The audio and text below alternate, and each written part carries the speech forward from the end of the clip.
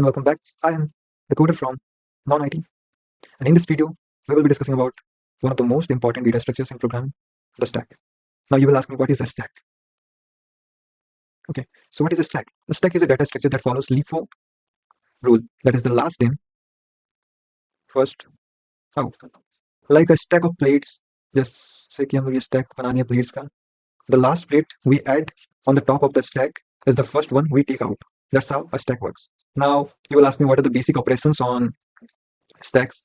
So there are a few basic operations that we can perform on a stack. The first one is the push operation that adds an element to the stack, and then we have another operation that is the pop operation, which removes the last added element. Then we have another operation that is the p or the top. It returns the top element without removing it. Okay, then another operations we have in the stack is the isEmpty. It returns true if the stack is empty, that is, it does not contain any element. Otherwise it returns false if we have any element in the stack. Now these are basic 4 operations which are the core of every stack implementation. Now you will ask me, bro, where we use stacks?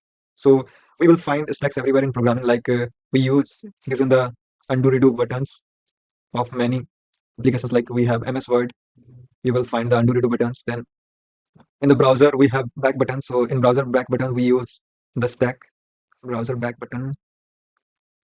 Then we use these in function calls and recursion, sorry, and also we use stacks to evaluate expressions, and also we use stack in memory management.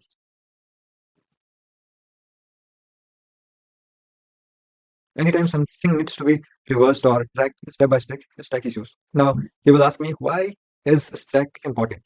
Okay, so stack helps programs keep track of previous actions. Like we can keep track of the previous actions, like in the MS Word we can redo, so we can track of our previous actions. Previous actions can be tracked. Then it also controls functional executions and manage ordered tasks. They make backtracking, recursion, and memory handling possible. So this is for this video.